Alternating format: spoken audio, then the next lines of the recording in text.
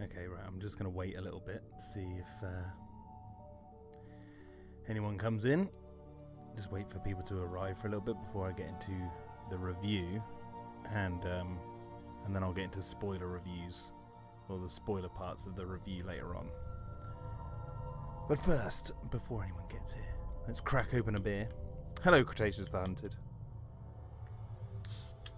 Howdy. Howdy indeed. Make sure I don't hit the mic with my beer. Hopefully I'm coming through okay. Hello, Big Shark. How are we doing? Right, how are we looking for time? Okay. Jackster time. Yes, exactly.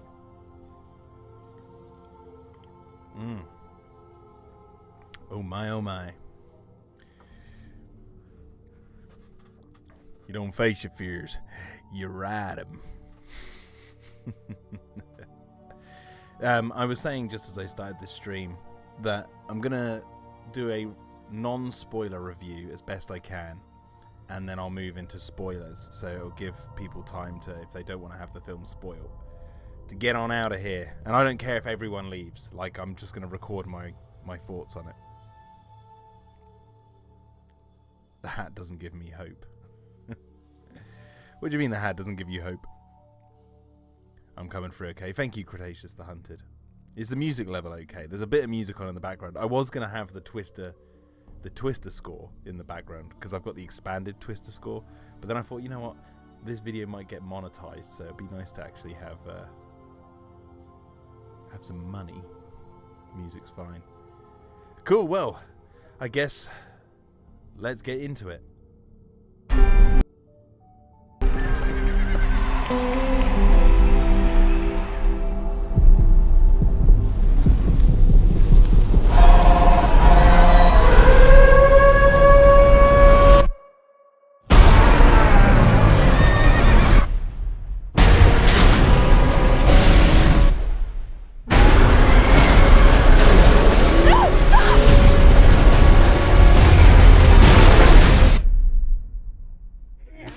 Once-in-a-generation tornado outbreak continues across Oklahoma. We've never seen tornadoes like this before, and we need your help. No, I don't chase anymore. Kate, we can save lives. I'll give you 1 week. All right, fellas. We got PhDs from NASA, FEMA, and Kate, she's the smartest person I know. Hey, dudes. This is interesting. Who are they? It's Tyler Owens. Calls himself a tornado wrangler.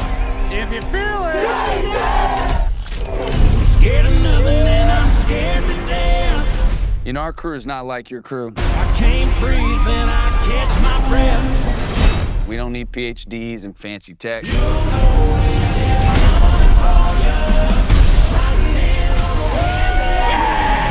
Sometimes the old ways are better than the new. Well, you can always trust a guy who puts his face on a t-shirt.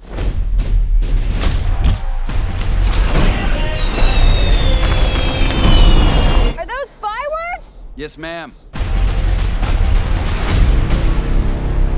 You got quite the reputation, city girl.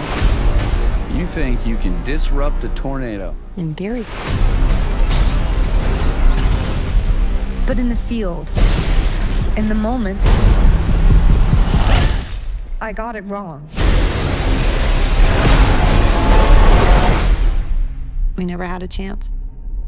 You want one?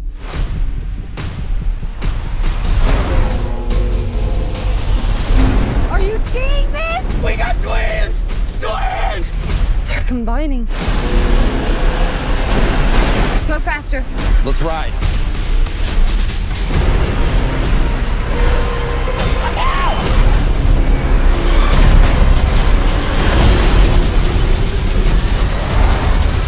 It's all right to be scared. Fear's the reason you do it.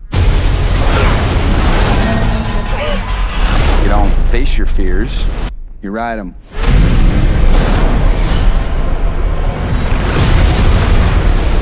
Holy. You ever seen anything like this? Not like this. Hold on, hold on, hold on!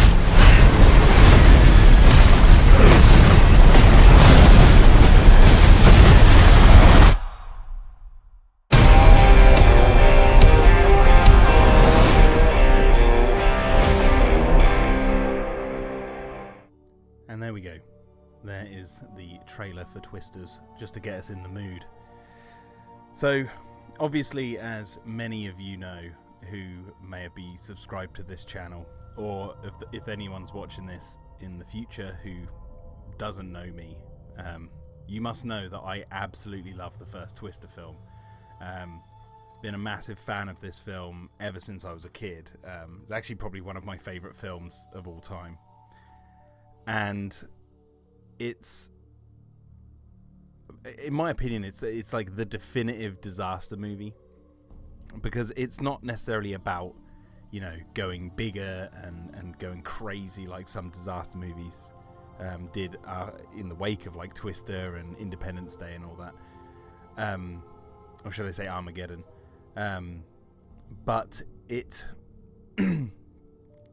it made it feel obviously more real, and obviously it's written by Michael Crichton, so it has a very grounded feeling to it, and it feels believable, like it could happen. Obviously there's craziness that happens in the film that is very unrealistic, like, you know, they drive through a house after avoiding a tanker truck that blows up on the road, and all that sort of stuff. But that's the fun of the adventure, and that's why, again, like I said in my recent video, that's why it feels like a Jurassic Park movie to me. But it just felt down to earth.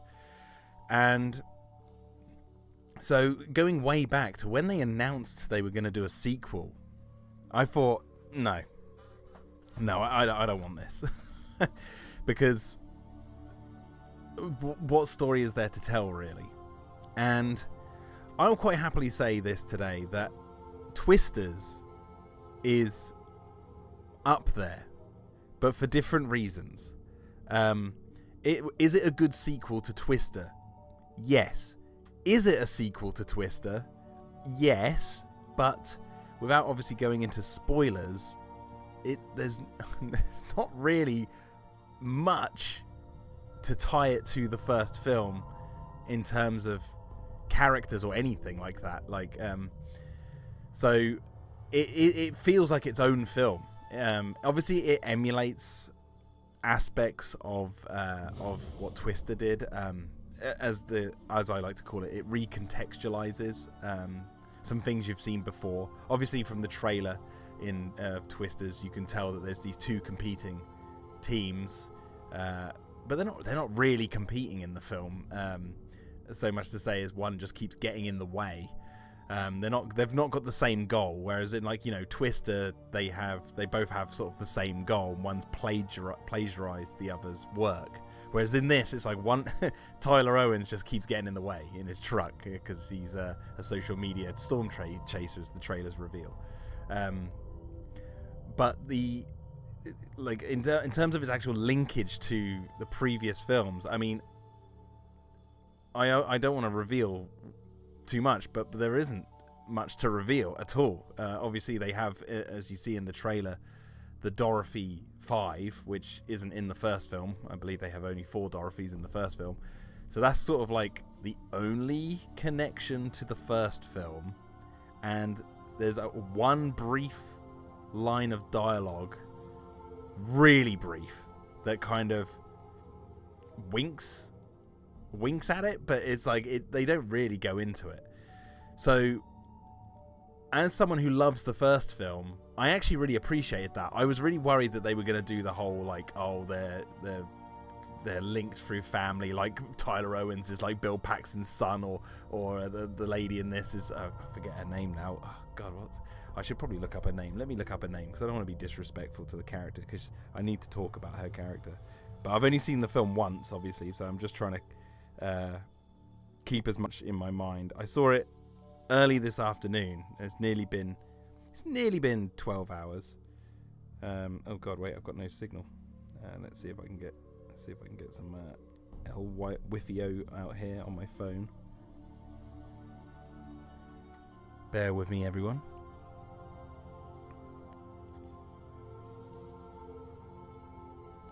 Right, let's have a little looky-see here. Go sign in. Kate, yes, I think Kate's her name, isn't it? I just want to double check, because I don't want to like sit here and say the wrong name for absolutely ages. Twisters. Twisters. Let's get it up because I didn't have Wi-Fi, but now I'm connected. Kate Cooper. Yes, okay. Kate Cooper. Right. Actually, I'm going to keep all their names up, actually. Anthony Ramos is Yavi. Or Javi, or whatever, however you pronounce it. Yeah, Kate Cooper. Yeah, so she's not like the daughter of Joe Harding or anything like that. Like, they avoid all that. I would say, obviously, in the trailers for this, it was like from the producers of Jurassic World. That's very apt because this, to me, felt like Jurassic World. You know, in terms of Jurassic World was rebooting the Jurassic franchise, and it didn't reference Site B, even though they're obviously, if you're a fan, you'll see like visual connections to the past, like the Velociraptors having a similar head shape to the one seen in JP3, the Spinosaurus hologram and all that sort of stuff, you know, dinosaurs seen on Sauna, all that sort of stuff, but they never actually say the word Sauna. They don't reference San Diego. Obviously Wu is a returning character, whereas in this film, from my initial watch, as far as I could tell, there is absolutely no one from the first film in it, and there is basically no references to the first film at all. So I actually really liked that. I thought that was really, really cool. Now, obviously, you've got this way, the truck. Where is it? Where am I pointing? No, wrong way. The truck here, right? Because I'm mirrored on the screen. The truck down here, which chat, correct me if I'm wrong, is that the same model truck that is Bill Harding's Bill's truck in the first film? Because if it is, and the way it's got like the hood and stuff, I'm wondering if they were trying to say that is like his truck, but that got sucked up in an F5, so that's not going to survive, is it? But anyway, point is, you've got like a similar looking truck. That's about it. But yeah, it's like there's no returning character, so it feels like a complete fresh start, and I actually really appreciated that. That was one of the first things coming out of this film that I was like, you know what? Because that helps it not tread on the toes of the first film. The only thing I wished they Big Shark's like, which truck? The one I'm pointing at, the one down here in the poster, the red truck in the Tyler Owens' truck, isn't that's the same model truck, right, as Bill's truck from the first film? Anyway, what was I going to say? The only thing, and I'm going to get, I can't get into spoilers. Anyway, I'll do spoilers in a minute. So the actual atmosphere of the movie, let's start with there. The actual atmosphere of the movie, yeah, felt like it was in the same universe. It had similar sort of adventurous feel at times. The acting was very similar, and the music score, as far as I could tell, it didn't repeat the theme tune, you know, the that sort of thing. I don't remember hearing that anywhere in the film. I will say the score on first watch wasn't obviously as memorable, but I've only seen it once. But there were moments in the film when I was watching it and I was like, God, the score's good for this. Like, it had a really good thing going for it. There was a lot of piano in it, and obviously a lot of songs, like country music and all that sort of stuff. But it actually really worked. I really liked the score. There was like a couple of sort of more poppy songs that I was like, yeah. That didn't gel with me, but then again, it's like, you know, more modern movie trying to appeal to different audiences. But aside from that, like, the score was really fun, as far as I could tell, and I do want to listen to it separate from the film. But the like, I like the country music fit the aesthetic really well, and where it's set and all that sort of stuff. So it was fun in terms of its. It got you in the mood. There's like a bit early on in the film when like the characters are all rushing out to like obviously go hunt down a tornado, and it has like the similar sort of like it doesn't have a moment where someone like that when Dusty flicks on the music and they're blaring it out. It has a moment like that, but no one flicks on music. It's like the music's just in the film, just to get you. But I'm not saying like a song. I'm saying it's orchestral music. It's like getting you pumped up for like the chase. And I was like, yeah, this is good. But like the camera angles and all that stuff, the way it's shot, it felt very similar to Twister. There was a bit more handheld as far as I could tell, in certain shots, but it wasn't distracting or anything like that. So right out the gate, it felt like it existed in the same sort of universe.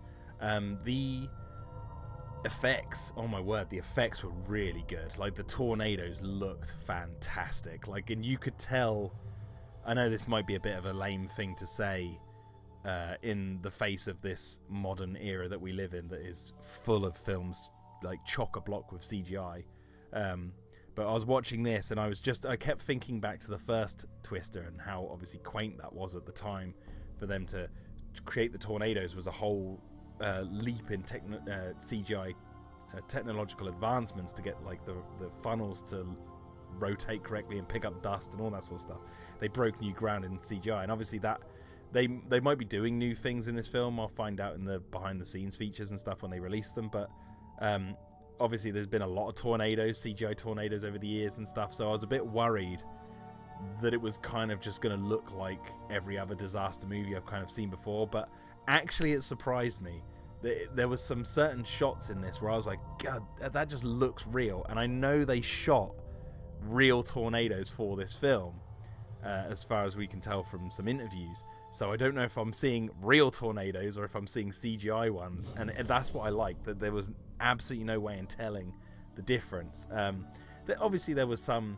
There's the scene that we saw in the trailer where the tornado, it doesn't attack. It's not a sentient thing, but it's like it goes over a factory and there's an explosion and it catches fire and then it ignites the tornado to make it much, much worse. That was obviously all done in special effects, and the explosions and everything, they just looked so good. So I could see a leap in technology from the first one, and I mean, it goes without saying. But it was nice to actually feel like the weather effects were stand out from other weather effects I've seen in other movies. So obviously not every effect in the film was amazing, but like there was a shot where and it was in the trailer I just played, where Tyler Owens is dodging this tram that's like heading towards him. That looked a bit funky, but it's like, you can't make massive special effects movies like this without one or two shots not landing correctly. It's just luck of the draw kind of thing. But yeah, the actual tornadoes were fun. They kind of treated them in this film more as like I don't know, more uncontrollable than the first film. Well, I don't know. Maybe I'm wording that wrong based on memory, but there's maybe a way of explaining it. There's like this scene, without going into too many spoilers, there's like this scene where they're at a rodeo, and then obviously out of nowhere a tornado just comes and attacks them, and it's harkening kind of back to the drive-in theater scene from the first film, where there's like a tornado just suddenly comes out of nowhere. But I really liked the build-up to it, and it felt menacing. Like the characters in the first film, when like Bill and Joe are hiding under that wooden bridge with the F1 or F2 or whatever it was, and there's Joe's truck gets sucked up. That whole sequence, and then they come out of it, and she's like, "Where's my truck?" Like that kind of thing. It's like that's more, I don't know, tongue-in-cheek, a bit cheesy. Whereas in this film, like when the characters first are exposed to a tornado without like Tyler's truck stuck in the ground or anything like that, it's terrifying. Like they make it like, yeah, this is not good. Like, and they come out of it, the characters all come out of it like, oh my god, like what the hell have we just been through? Even like the main characters. But yeah, so the tornadoes are handled really well. The music's really good. The acting is really good as well. Like the standout for me is what's her name, Daisy Edgar Jones, the actress who plays Kate. Like she's the main character, and she does a phenomenal job of, there's this thing that happens in the past with her, and it's really tragic, and then you can feel the weight of that with her character through the whole movie, and you're just waiting for that emotional pop because you can feel that she's keeping it in her the whole time, and she plays it really well. And when that happens, it's like it's awesome. And then you can see the difference between how she was before the tragedy and after, and they show that a couple of times, and it just works really, really, really well. She did a stand-up job, and obviously Glenn Powers, just charming in the film. And what I like about this movie is obviously there's Tyler Owens's people, and then there's you know, the what do they call them again? I forget what they call them now. Storm Nav or whoever. Like it's Anthony Ramos's team. What are they called again? I can't remember now. Oh wait, my phone's messing with the screen. Let me just see if they mention his name. No. Well, anyway, they obviously emulating the opposing teams like seen in the first one with Jonas and Bill, but in this one, like I said, they've not got the same goal, and the characters are really likable on the team that Tyler's with, and they don't make the other guys out to be horrible at all, except for one guy who's a bit of a dick, but I won't say anything more about that. But none of the characters feel like they're emulating what came before. Like, they all feel fresh and different, and there's the social media element, which obviously is a massive part of Tyler's character and everything, and that actually works really well. And there's a really funny bit with one of my favorite bits of the film is the firework moment, and I won't say exactly what that's what they say about that, but I was actually like, that's hilarious, and that works really, really well. What else is there to say before I get into some spoilers? I'm thinking maybe I'll record my spoilers separate, actually, because then I could maybe do 2 videos and then save you guys hearing the spoilers. That might be wise. But what else is there to say about it? The set pieces are really good. There's a scene at the end of the film involving this just massive tornado ripping through this town, and there's a really clever gag that they do where people are hiding in a building, and I won't say exactly what it is, but there's like an exposed wall, and obviously people are getting sucked out through it, and what the exposed wall is, I thought that was a really clever, fun way of almost narratively saying we're getting sucked into the movie kind of thing. So it's like, I thought that was quite a clever premise. Yeah, the whole goal of the characters as well is interesting. Like, it's not like we were speculating on this channel and in my Discord, you know, that they were going to bomb blow up the tornadoes to try and destroy them. It's not that. They're not trying to do that, but they are trying to disrupt tornadoes. They are trying to stop them, but it's a way more believable way of doing it than just sticking bombs in a tornado and blowing them up. That said, this film is written by, I think it's, what's his name? Joseph Kosinski, who he wrote Oblivion, Top Gun Maverick, Tron Legacy, and he did a great job. I'm just gonna say, like, he did a great job in,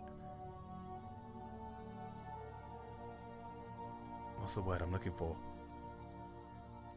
In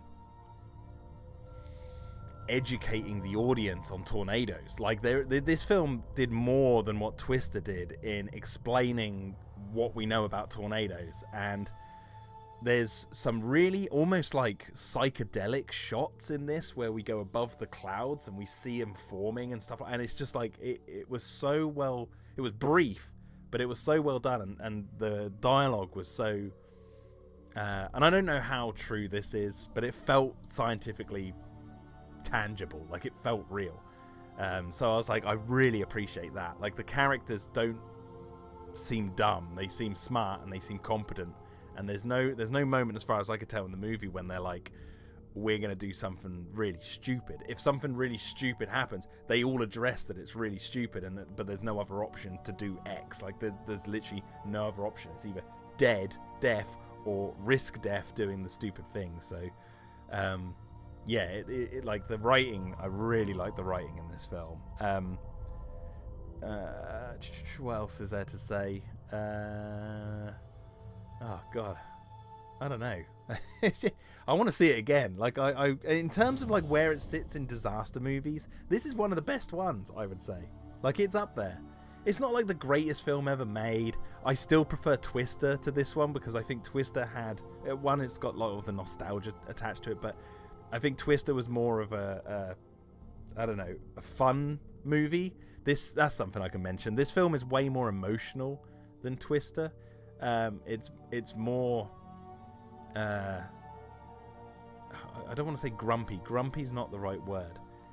It's more.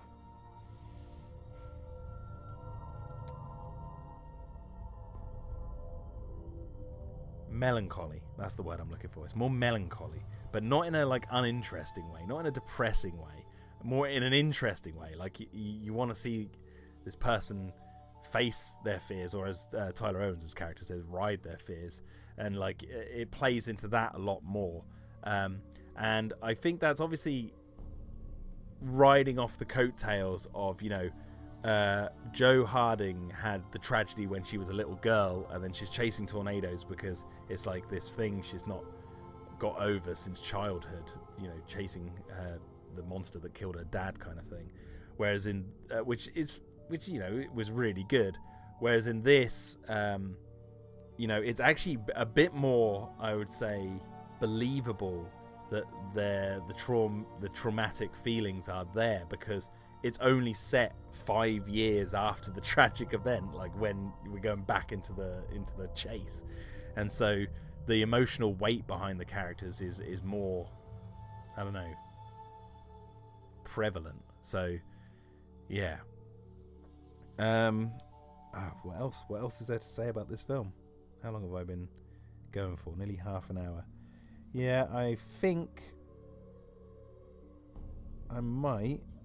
I don't know if I can. I don't know. Let's see if I can think of anything. I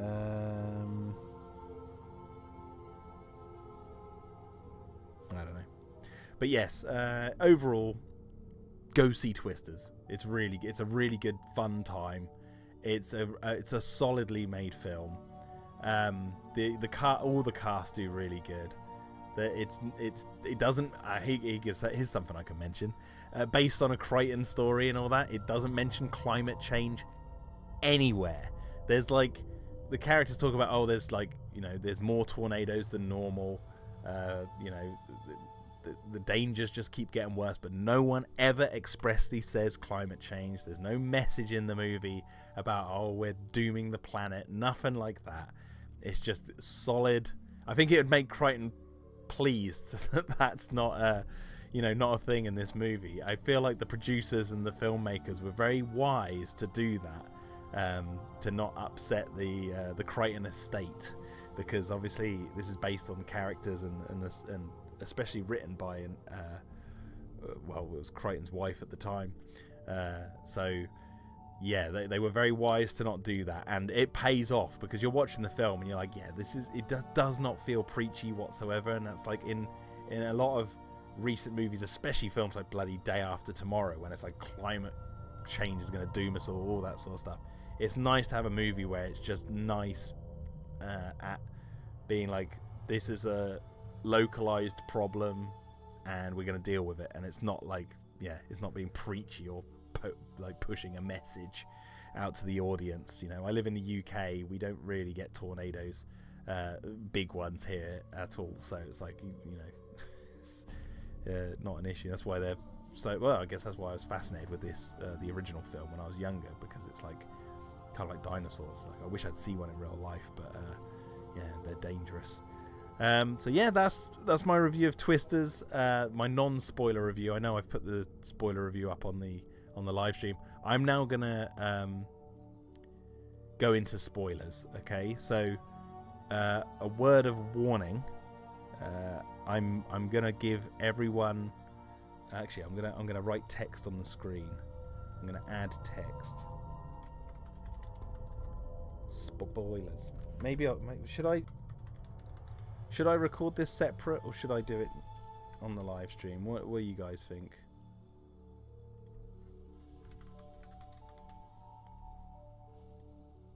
There you go. What if I do that? Do it. Okay, Big Shark saying do it. I'm just gonna wait a little bit longer just to see if anyone doesn't want to get this film spoiled. I know it's only come out like today, so I don't want to like ruin anyone's fun time. I want to go deep. I want to go deep.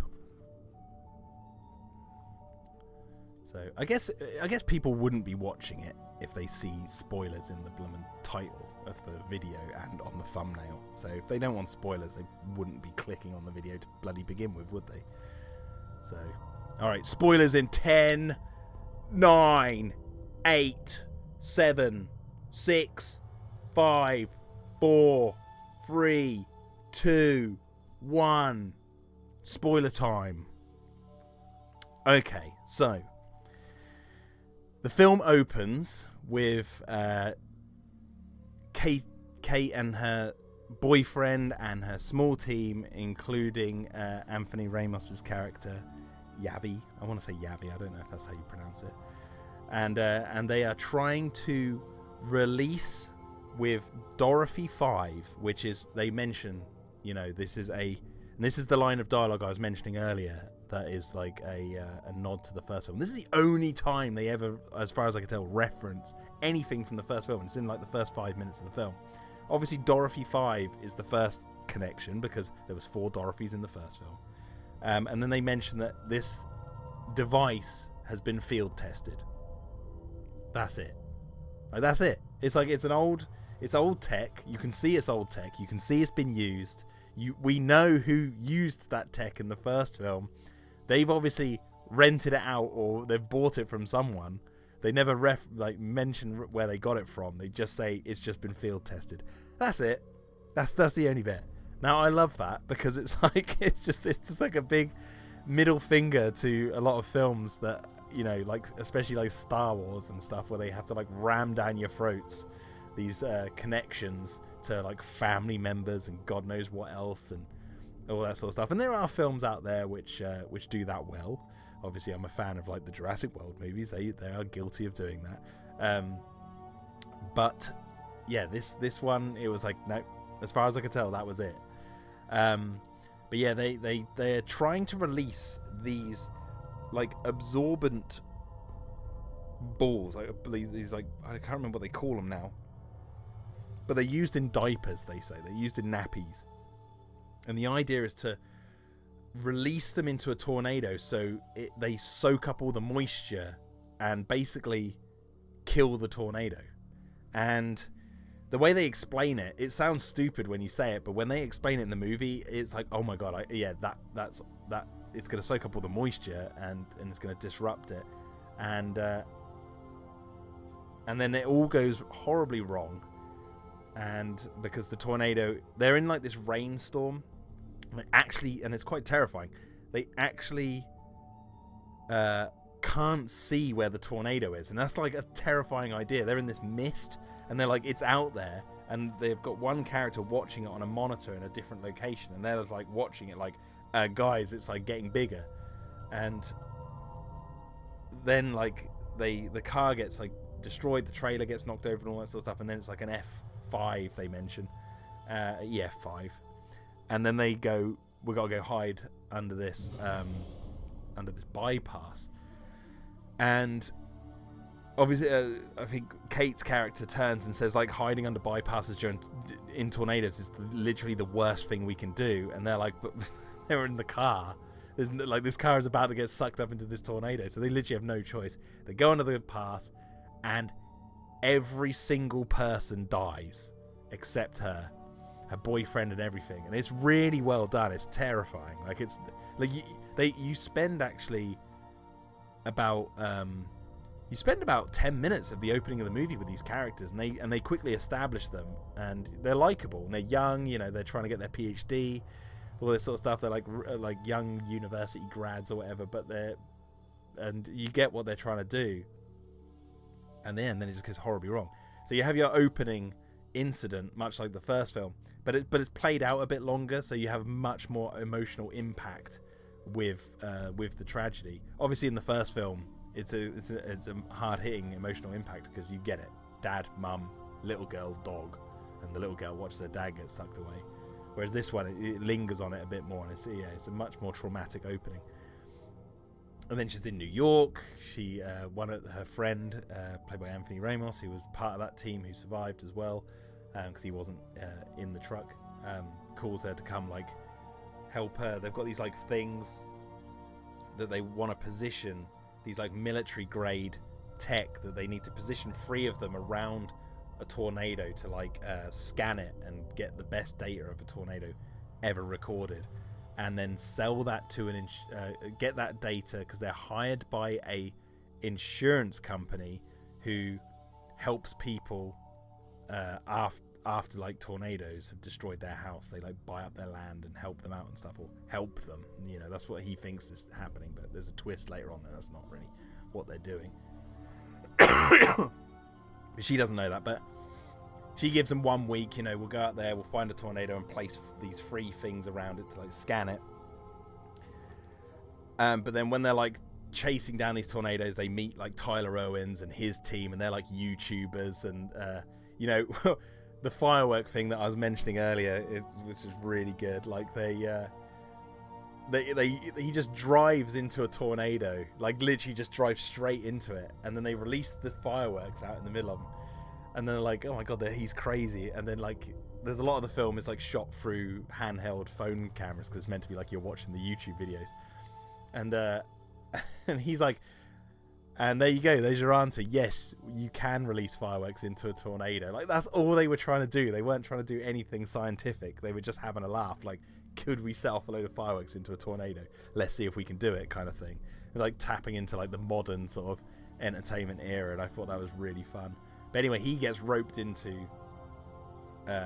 learning about what Kate had been doing in the past, and he wants to help her do it because they use the models that Anthony Ramos's character with his fancy new tech have gathered to then make better models to run a better experiment in trying to release these like polymer things into the tornado. Excuse me. They also mentioned cloud seeding in this film, which I thought was quite interesting. So they realize that they need more rain for the polymer things to soak up to help kill the tornado. Like they need to like have it basically. There's this like, I can't remember what they call it now. They use the scientific name, but this is like massive cloud cluster at the top, like above the clouds when a tornado is forming, and they're trying to collapse that to basically destroy the tornado below. So they like they cloud seed to create rain, and then they release these things to make to soak up all the moisture, and it just basically kills the tornado. That's how they kill the big one in the end, by the way. You know, just in the nick of time.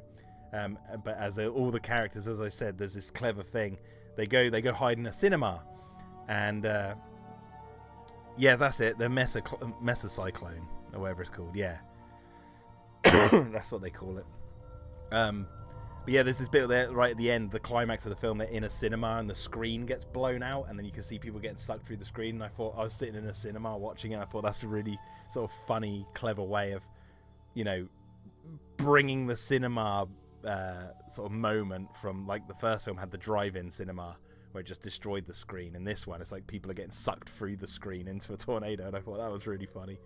But yeah, so that's how, like, that's the goal of the film. It's like they're trying to like cloud seed and then use this material that is used in diapers to like destroy a tornado, and I just thought that was a really clever premise.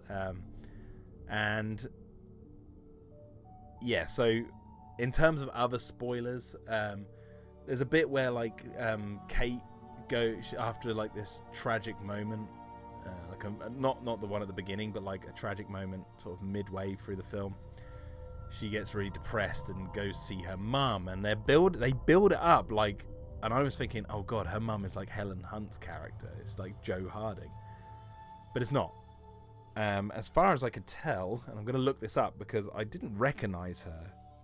I didn't recognize her at all, but come to think of it, let me just double check.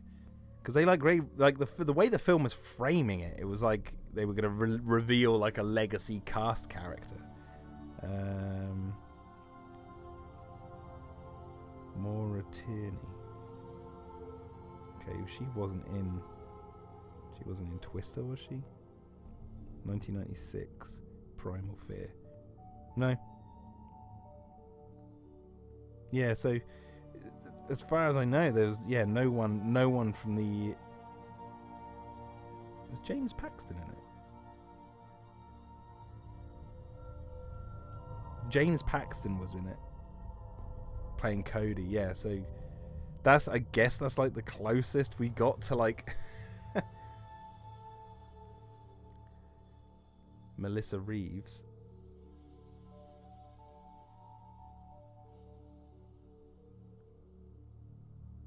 Why are you guys saying Melissa Reeves? It's not her, is it? No. But yeah, I thought like there was going to be some link to like some character, the way they were building it up, but as far as I could tell, no. Let me see.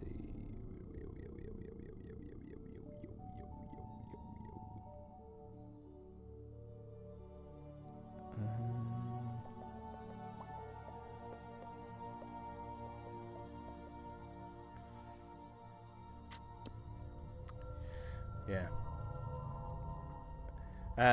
What was I going to say? Yeah, so they have this like whole build up to her going home to see her mum, and I was sitting there thinking the way they're building it up, it's going to be like some legacy character, but it wasn't, and I was actually thankful that it wasn't, because it actually played more into the sort of like the story they're telling more than being like, hey, remember this character and they're doing this now. But yeah, I don't know why you guys are bringing up Melissa Reeves, but there's nothing about her in the film.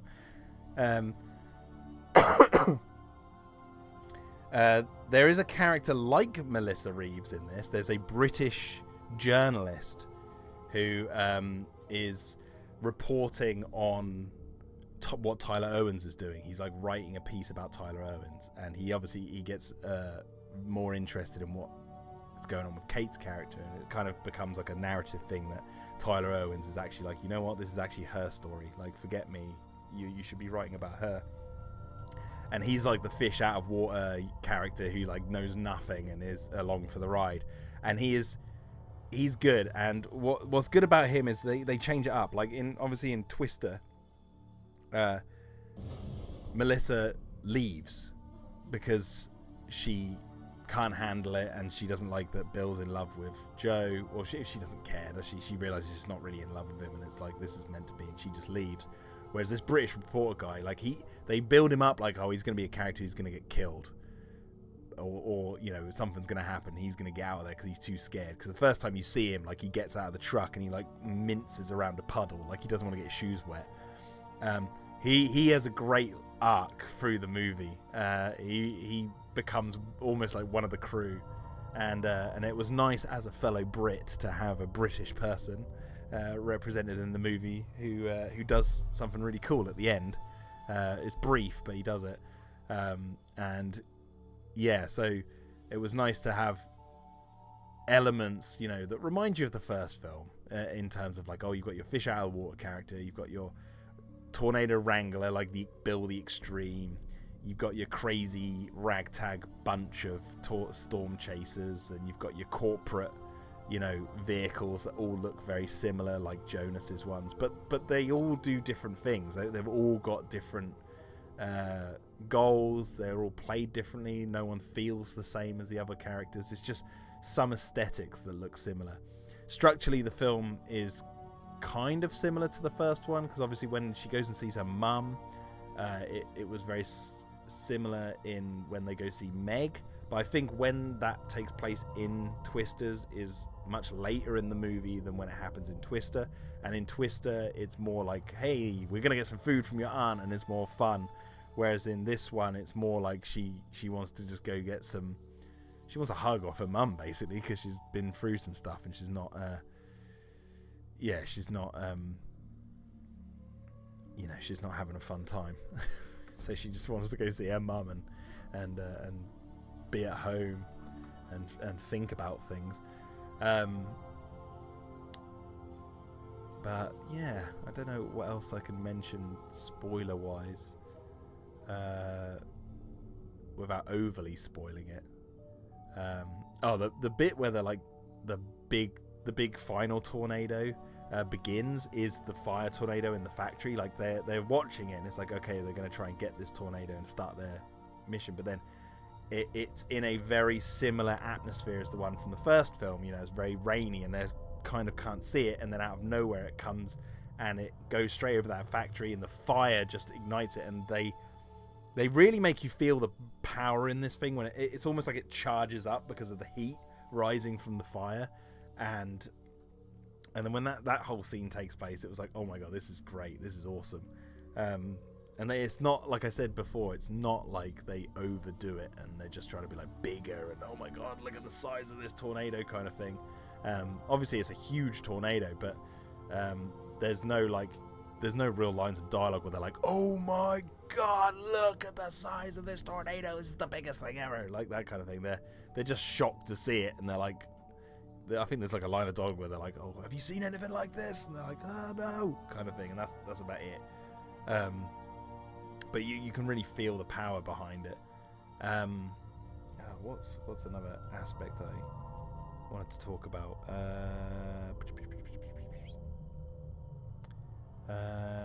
Nope. That's it. Anyway, I'm gonna leave it there. Twisters, damn good time, and you should go see it.